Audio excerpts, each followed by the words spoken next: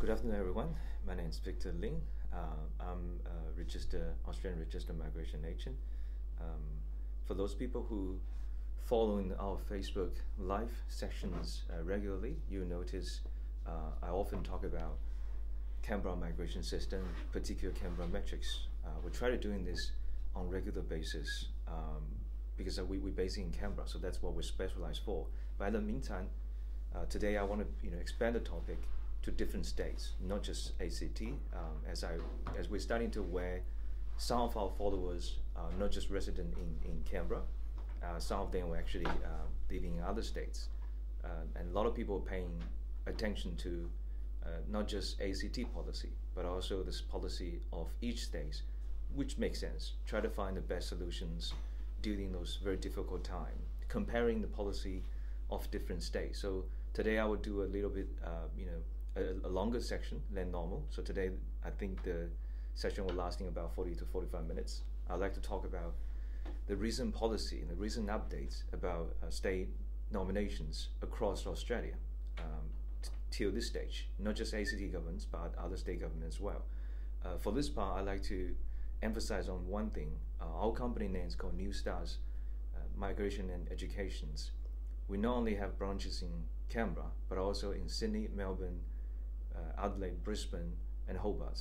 That gives us some advantage compared to some smaller agencies. We'll be able to collect informations, first-hand informations, and share across different branches. So that's why we'll be able to do in such a sections today, as a lot of information were first-hand and being analyzed by with the help of some of my colleagues from different branches. So anyway, today back to the topic.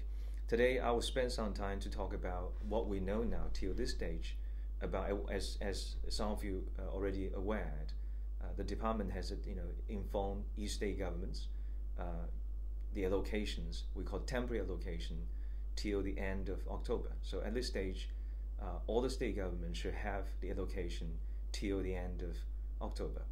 I will talk about the data, what we got first, and then of course, basing on the current temporary allocation, what about the temporary policy across different states? And also the last part is what will that look like after the financial budget or after October. First of all, I'd like to share one information with you guys. We'll be able to get those information through FOI, so Freedom of Informations. In Australian, there was a law allow people to request official documents and data from those government officials, government institutions. So it's called FOI. So we make a request, which we do quite often. We make a request about the allocations for each state governments, and the data we're getting now, we'll post this detailed figures on our Facebook page later. So the internal allocation, temporary allocation now for ACT till the end. Remember, it's from 1st of July till the end of October. So 1st of July till the 31st October this year, ACT government, let's go from state to state. ACT government now, they have 250 allocation for subclass 190 and 45 allocations for 491. So bear in mind, at this stage, ACT governments only have 295 allocations till the end of October. Among those, 250 goes to 190, which we can notice ACT governments at this stage, they're giving much more allocations, or they request or they receive more allocation for 190 than 491 at this stage. So 250, around 300, that's for ACT. For New South Wales government, they have 550 for 190, and at the meantime they receive 150 for 491. So altogether makes about 700. 700 for New South Wales. It's a much big state. Victoria have 600, receive 600 for 190, and 200 for 491. And then goes to another state which is also very popular. A lot of people pay attention. That is Tasmania. Received 250 for 190 and 400 for 491. So Tasmania still showing, even during this temporary allocation stage, still showing a bigger shares of 491 out of the general allocations. This is some of the states, some of the the state a lot of people were asking for. At the meantime, one of the states received the most of the temporary allocation is actually South Australia. They received 300 for 180 and 600. 300 for 180 and 600 for 491. That makes about 900. So anyway, most of state government receiving somewhere ranging from 200-300 to somewhere around 900 for the months of July, August, September, and October. This is temporary. Bear in mind, this is a temporary allocation. What does that mean? We don't know yet. No authority has been saying after October, since November, the allocation were going like this way. Nobody knows, but the general idea is each state government should receiving an update regarding to the allocation after the financial budget. We keep on mentioning the concept of financial budget, which is the 6th of October. So after 6th October, within weeks, all the state governments should receive a confirmation of the allocation for the annual targets. But what we can see now is during the first 4 months, let's take ACT for example. The first 4 months, ACT receiving 2,905 allocations. If we want to do some math, which we can do here, if we want to do some math, that is, we try to calculate the migration allocation for the whole year, basing on the 4 months figure. So what we're going to do is we're going to multiply 3 times. So ACT now have about 300. So if you multiply 3 times, that means this financial year, ACT government only will receive 900 allocation. Bear in mind, that is for the whole year. And comparing to last financial year, ACT government received 1,400 allocations. We can definitely see, if that's the case, that's a significant drop. It pretty much happened to all the states if we do the math in the same way. That is, multiply 3. You will see the huge, significant declines in every state governments. And what we did a small math according to the method I just mentioned about.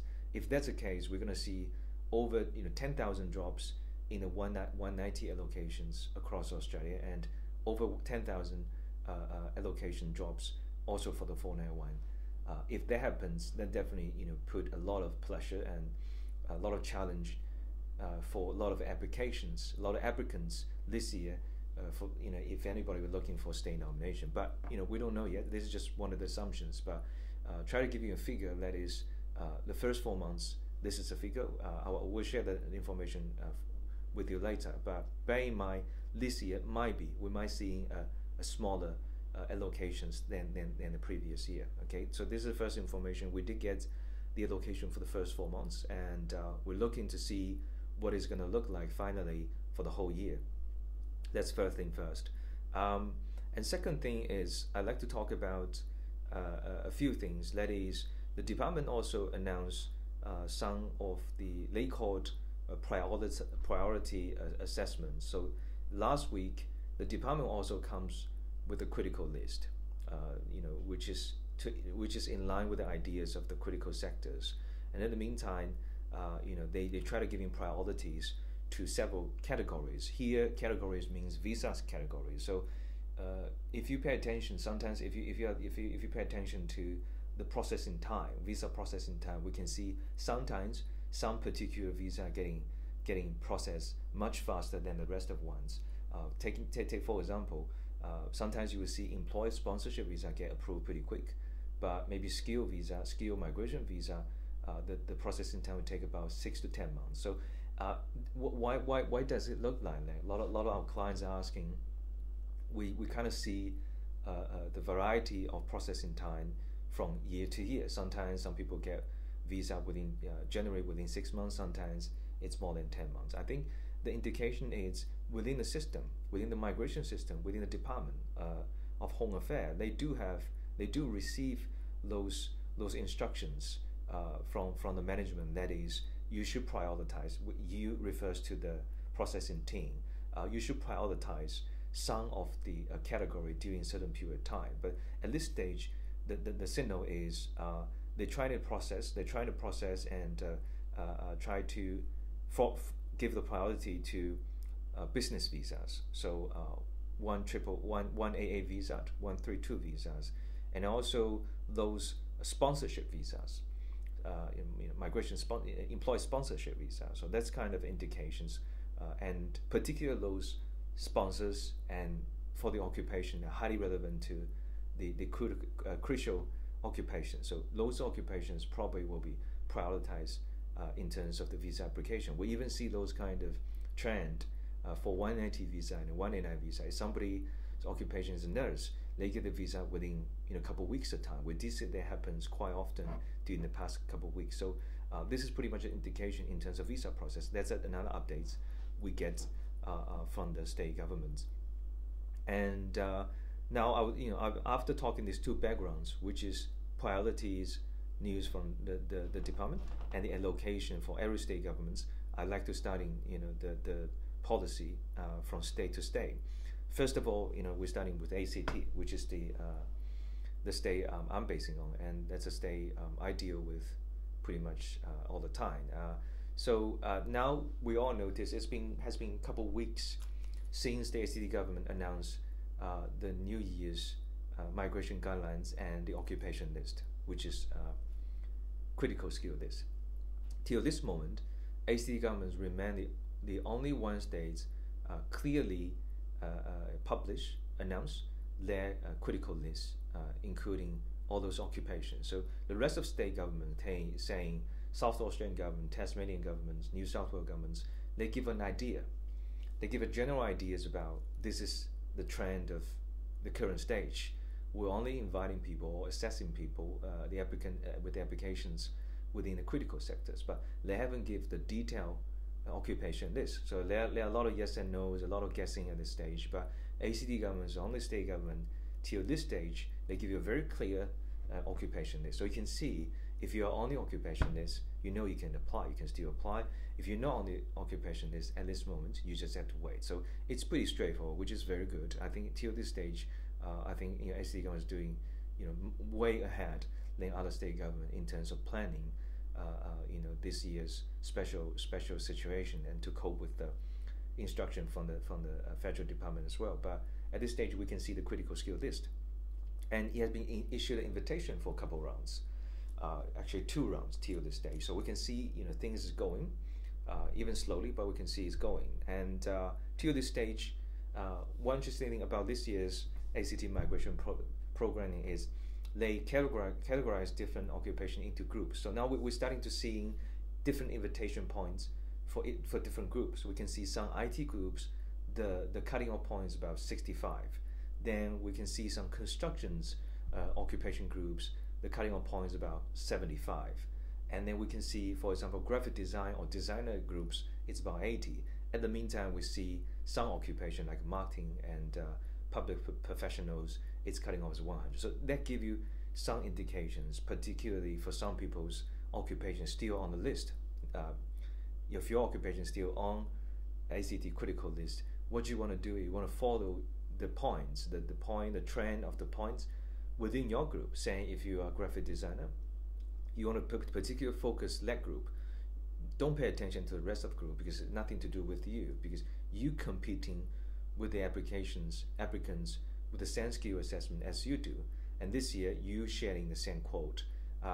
For example, take civil engineer and quantity surveyor, for example, you share 5 allocation every month, so that you competing with the rest of the people with the same group. It will be 5 every month, I think, until till the end of October. So every month you only have 5 people can get the confirmations. But what will that look like after October? I think we have to see the general allocations of the overall allocations ACT government receive from the state government. If they receive more, my understanding more means, for example, I just give a math try. That is, there's about another 600 allocation left for the coming for this financial year. But if they receive another 1,000, then that means they have more to offer. If that's the case, probably we're going to see maybe every round for quantity surveyor and civil engineer, they will give 10 allocation rather than 5. That's probably the case, but we had to see. We really had to wait until October. then that's another occupation. A lot of people pay attention, and a lot of people, keep on asking us. That is accountant. Till this stage, which is first round and second round of after the new critical list, there has been no invitation to any accountant applications yet, and the website keep on showing kept. Why is that? The feedback I'm getting, and also based on judgments, my understanding is because there are quite a few application. Here, application refer to nomination application. So someone who get invitation last financial year, and who hasn't complete their nomination stage, they remain in the system. And ACT government have to assessing those cases first because they have went to the last stage. And those applications, once they get approved, they will share the allocation of this financial year. So the first two rounds, they do have allocation. If you pay attention to the accountant group, they have allocations, a few, every month. Those figures has been allocated to the previous nomination application. So this is what happens. So till this stage, we can't tell what is going to be the minimum or what is the current minimum cutting off points for the accountant group within the critical list. So we have to see. We really have to see in the coming rounds. When we see the cutting off points, then they give you indication. But I think the point is going to be very, very high.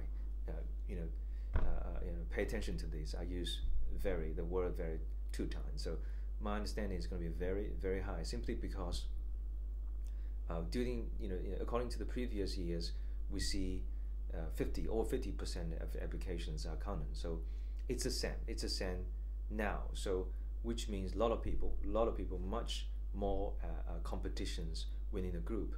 That definitely means, and they can only give a few invitation every round. That means the points will go very high. Unlike other group, construction group, designer groups, which you have much less competition, the point should be relatively lower. So accountant students, let's wait and see.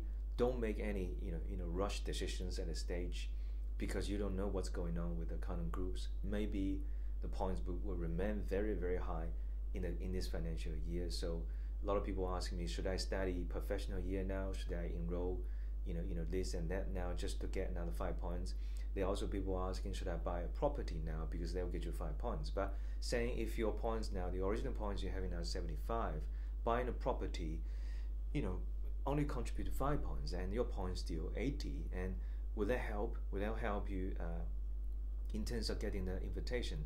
My understanding it's not that optimistic. So let's wait until the financial budget and make your judgment, because otherwise you're going to spend a lot of money doing something but not getting what you want. So accountant, I don't see a bright future, generally speaking, very bright future of accountant major this financial year, because it's not critical occupation, and even the federal government's not encouraging the directions of giving a lot of invitation or allocations to the accountant majors. In the meantime, we see across Australia a lot of state government didn't even mention about accountant occupation.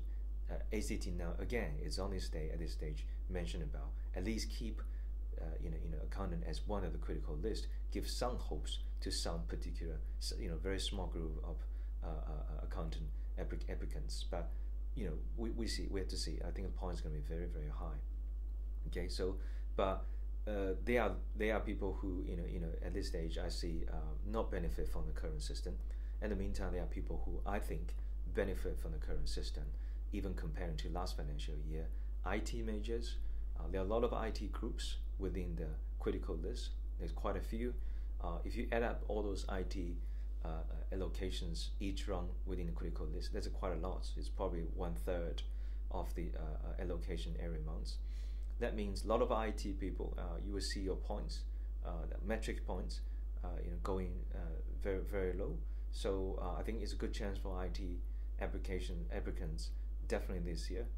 Of course, after the October, we're probably going to see more allocation for IT if state government receiving more allocation from the federal governments. But at this stage, I think IT is a very good choice.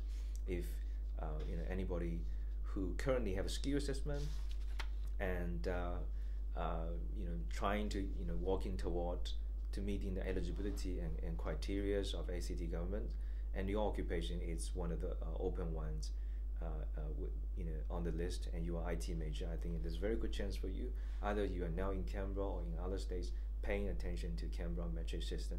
If your skill assessment it's an IT one, that is definitely something you want to pay attention to. And last, there's a few things now become much more clear than when we do the session last time, which is the day the critical list has been announced. Now there are a lot of things being confirmed, detail has been confirmed. Overseas definitely no chance this year. I think so. No chance this financial year.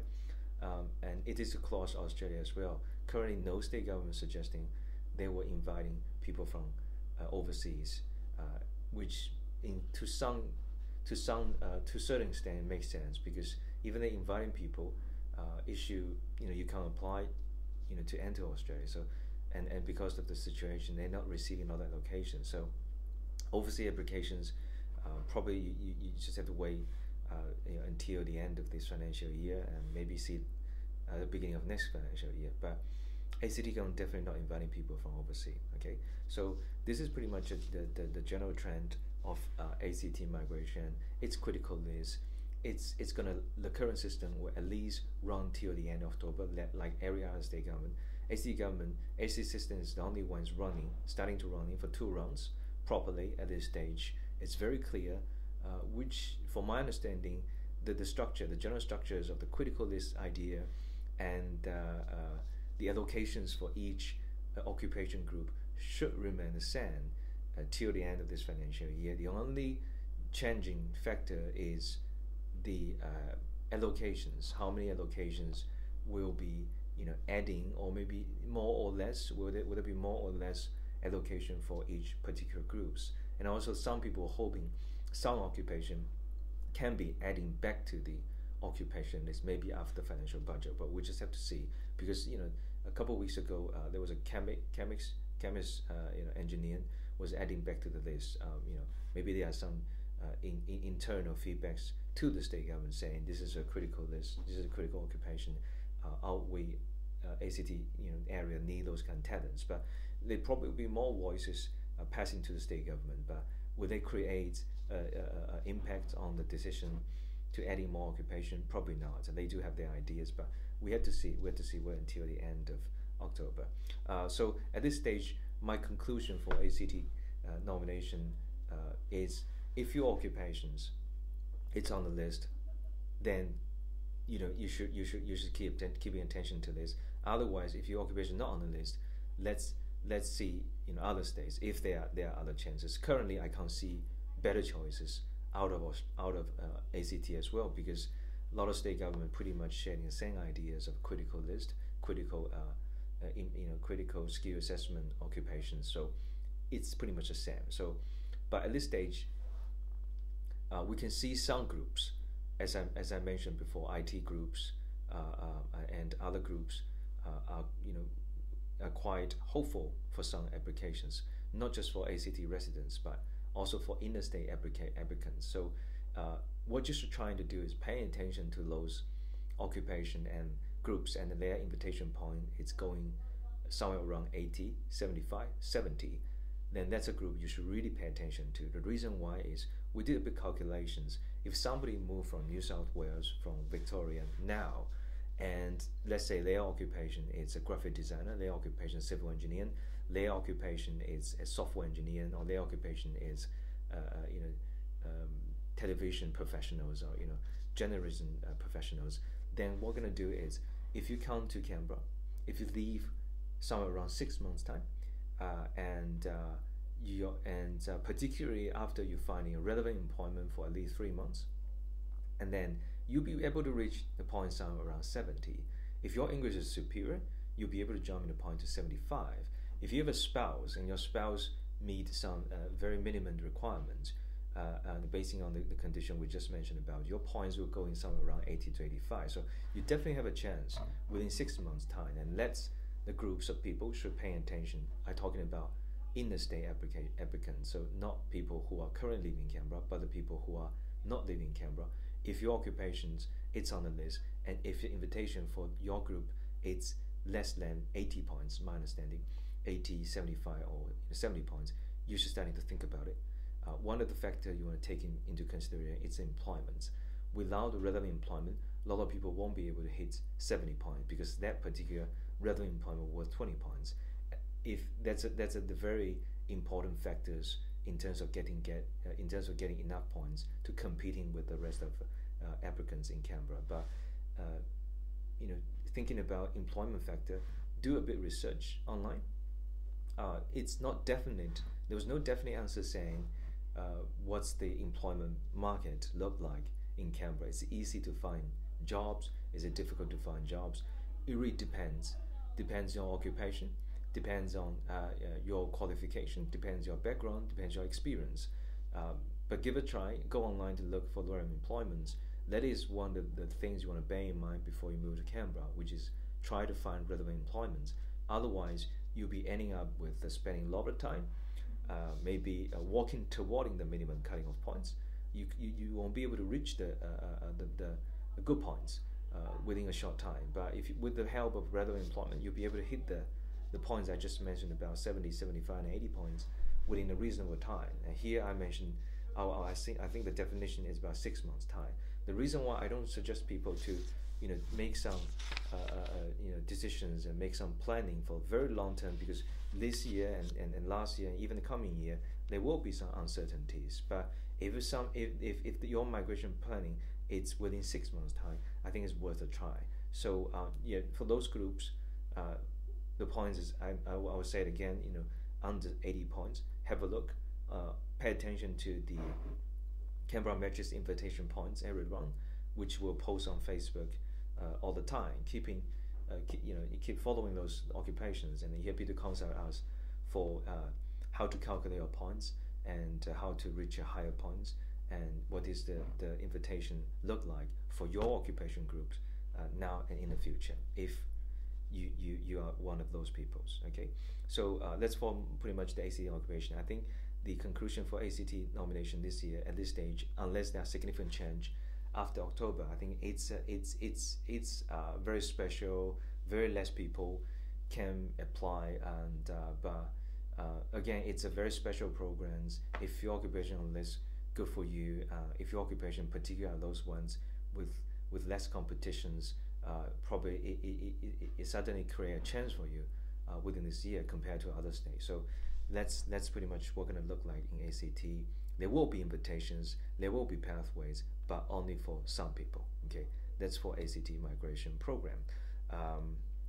And second, I just mentioned at the beginning, today we're not going to just talk about ACT. We're going to talk about a little bit about other states as well. As you notice, Tasmania, which is another hot state, also announced their policy, kind of a policy at this stage.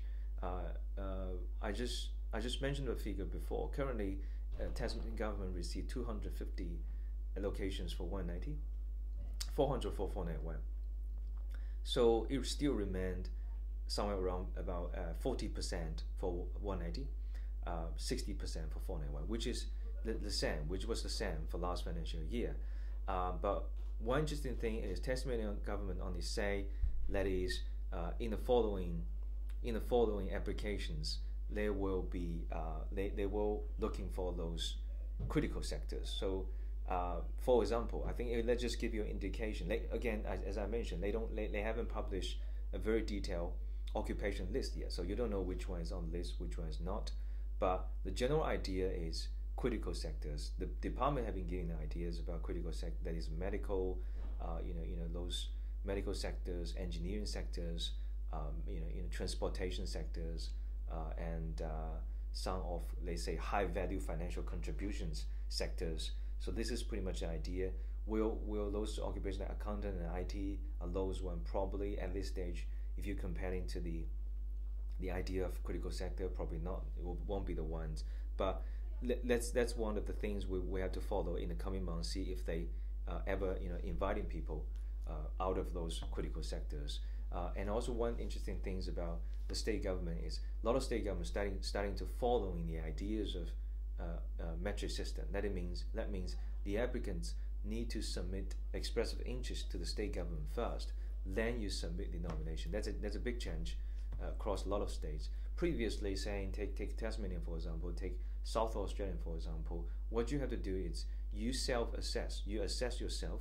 If you think you meet all the criteria, just pay the application fee, submit all the document to the state government. State government will start into assessing your case in time order or in points order. So they pretty much, when it comes to state governments, they have to take the case, they have to assess the case, and to decide either to issue you the invitation or not.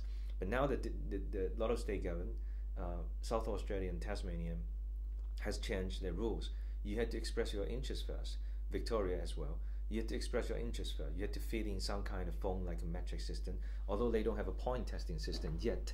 But within the system, you had to feed out a few of the preconditions, yes or no, this or yet, feeding a lot of information. Then the state government, I think what's going to happen, the state government is going to look through all those potential applications and then pick some of them, those ones who are in line with the ideas of critical sectors, and issue the invitation.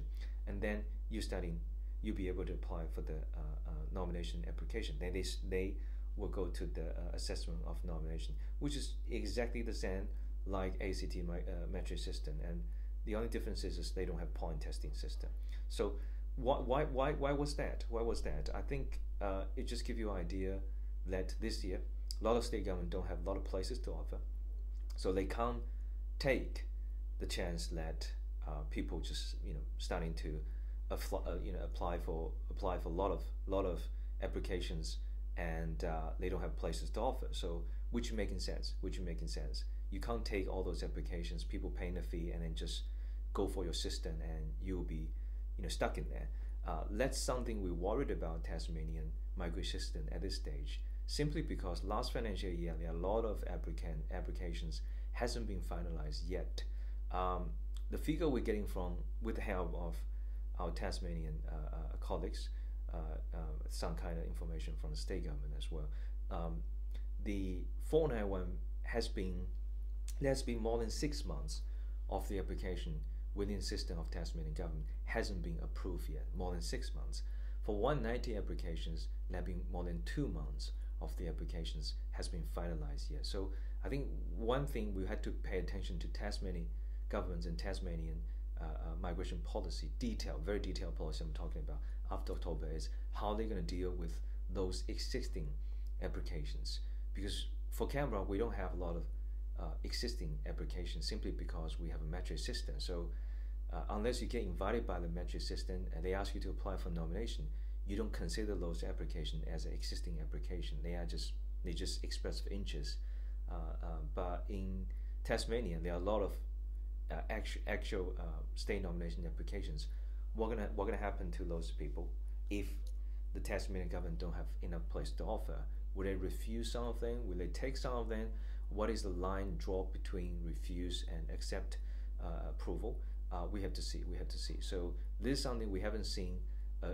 Big scales of refusal across Tasmanian system, but we just have to see. At this stage, they try to wait a little bit. I think Tasmanian government, they try to wait a little bit till after the financial budget, see if there's any space for allocation, so they can have more spaces to give those people who are already on the system and those people who will apply to Tasmania. So I think this is what's going to happen to Tasmania. But at this stage, we really don't see any occupation list yet. So there are a lot of yes and no kind of things going on.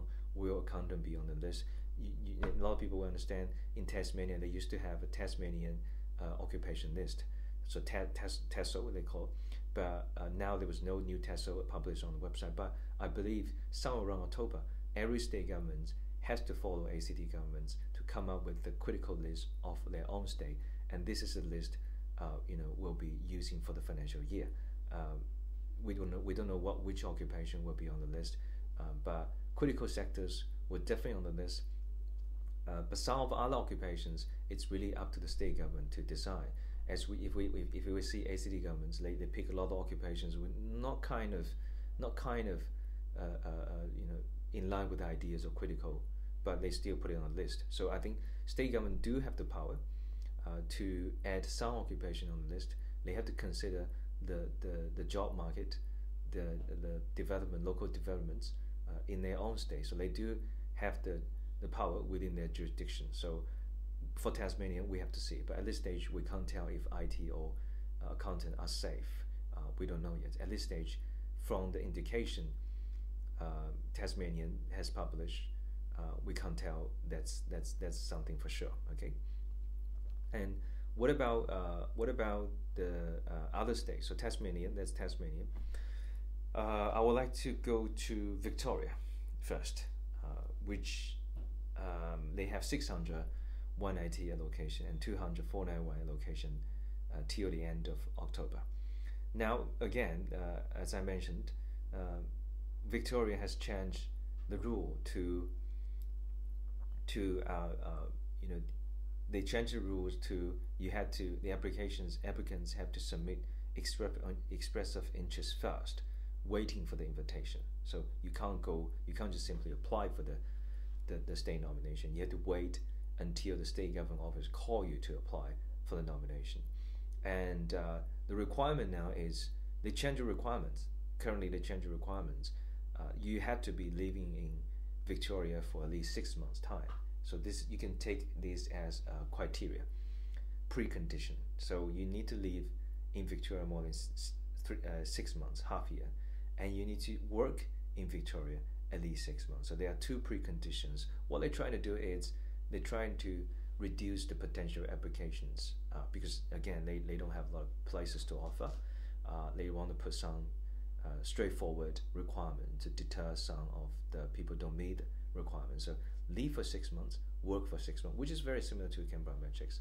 And the job, the employments you're doing need to be for the ideas of health or medical research. So if your occupation need to be in the fields of health or medical research factor, and all your employment should be useful and or making contributions to the recovery of the economy and the handling of the COVID-19. So this is what happens. It's looked pretty much the same.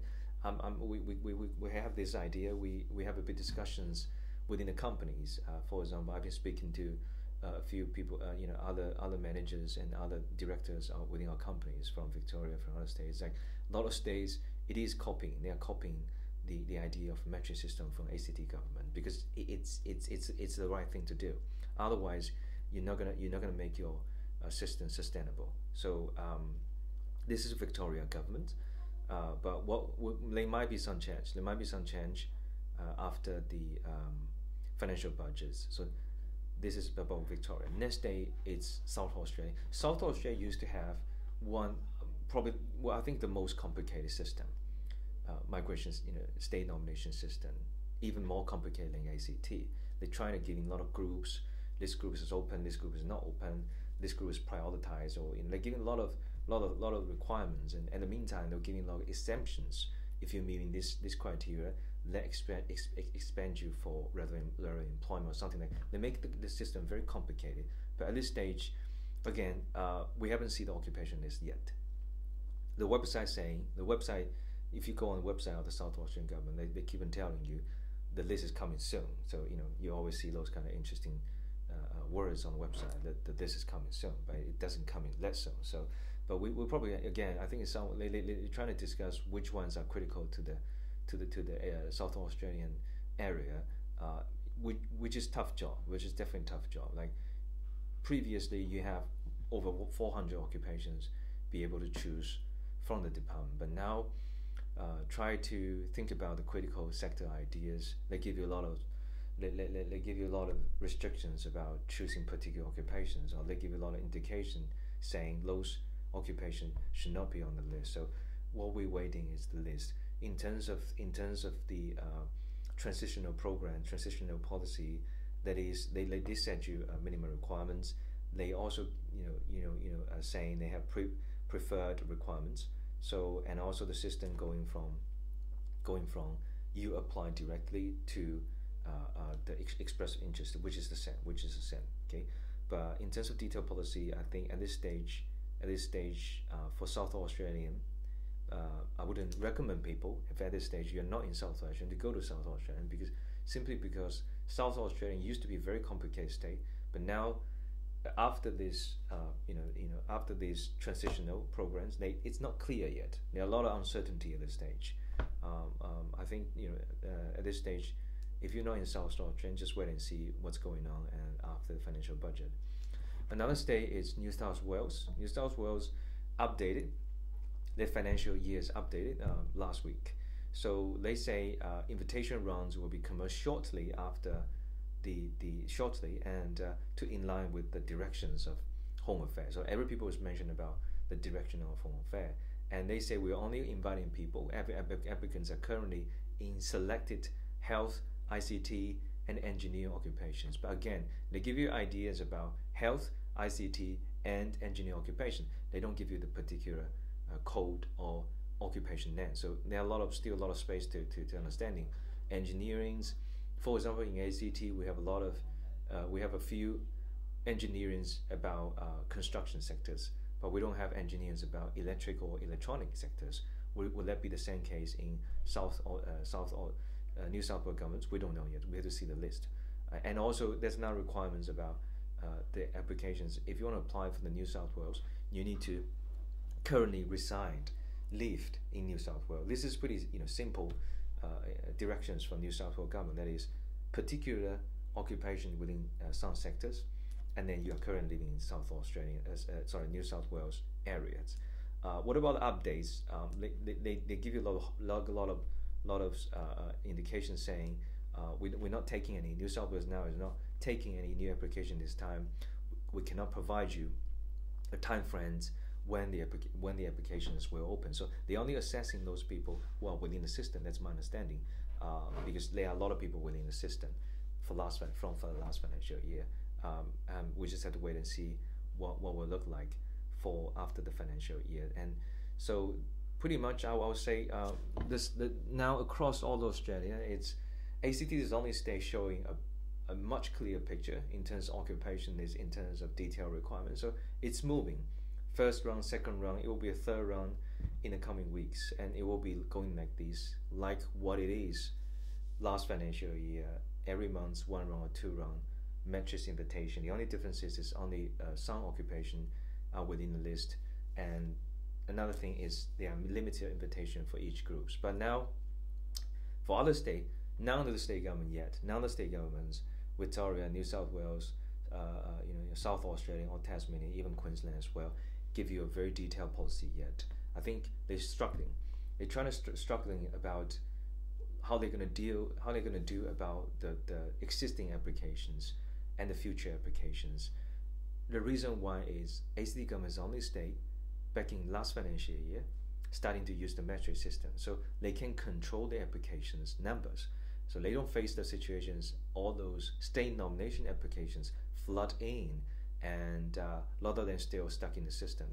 That is not the situation for ACT governments. The rest of the state governments still applying the rule that was you apply, apply to the state government directly, and you pay the fee, and your application become valid in the system. Then you just have to wait until I assess your case.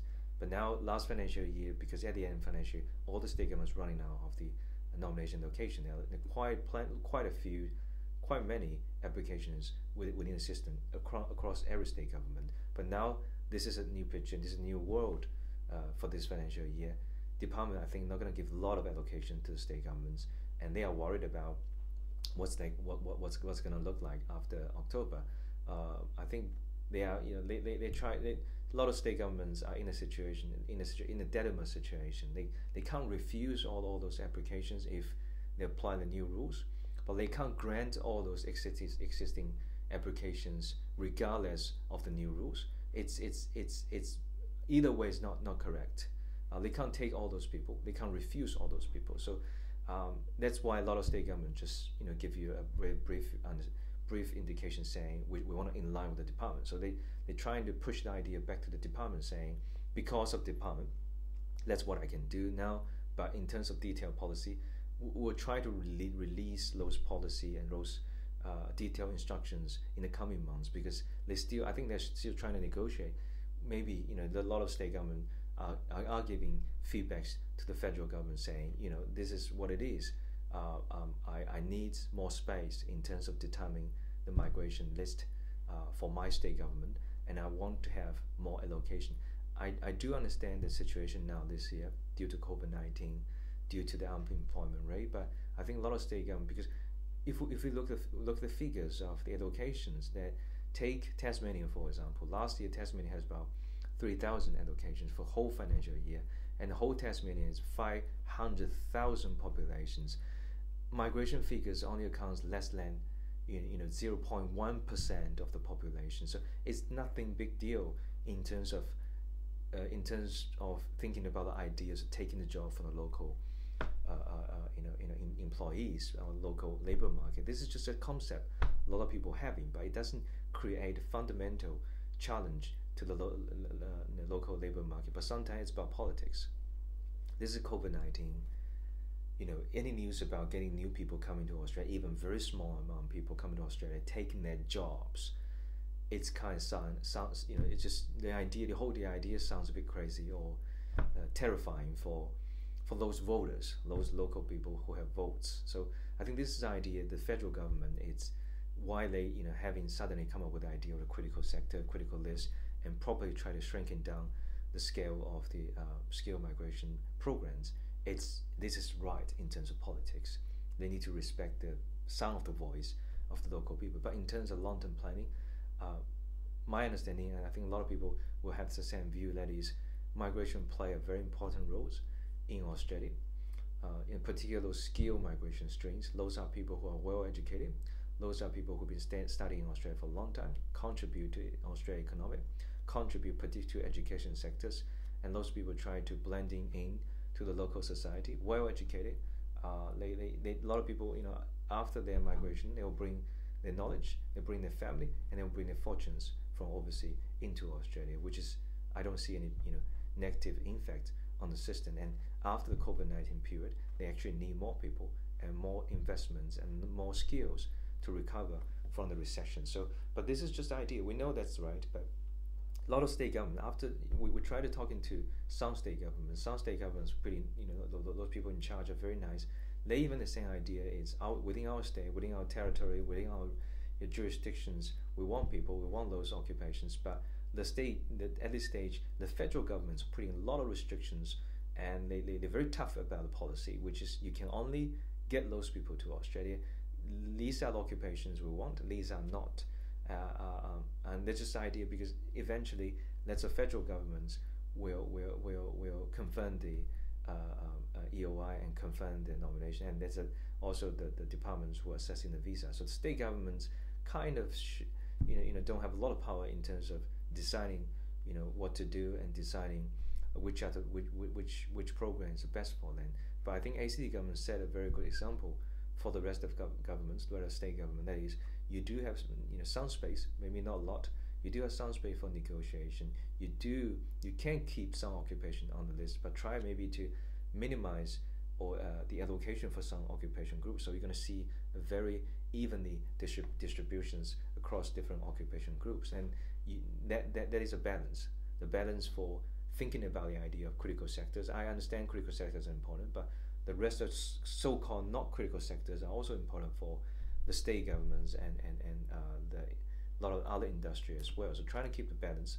I think there are a lot of negotiation in the coming 2 months between state governments and federal governments in the coming months. But currently, my understanding is stay where you are, don't move. Particularly, to those states only tell you these are the critical sectors. That's it. They're not telling you what to do. They're not telling you if you'll meet the eligibility or not, unless you already meet the eligibility of some state. Let's say you already meet the eligibilities of the Victoria government, definitely apply, because if that's the case, you're expecting there won't be a lot of challenges and competitions because of the restrictions before and the change of the eligibility. But otherwise, if some people in other states, so this is an interesting time. If you are not in a state, let the policy favor you, you should not move. It sounds a bit weird, but this is probably what it is. So if you're in South Australia and South Australia doesn't apply to you, but Victoria government's policy applies to you, even that's the case, you probably want to wait for a couple of weeks of time and then make the decisions But at this stage, no picture is clear. No state government give you a very except ACT. I think is generally speaking, it's a pretty clear picture at this stage. The rest of the government just give you an idea of saying, this is it. This is what we're going to do. This is a general trend about what we're going to do. And one particular state I would like to suggest you guys to have a look, do a bit of research if you're interested. That is Tasmanian government. On their website, they give you a lot of questions. They give you a lot of information about their understanding about the migration plan. They try to use the word in a very gentle way and in an indirect way, but you can sense what they're trying to say. That is, they don't have a lot of power in terms of change the programs. This year going to be a very difficult year. This year going to be a very different year.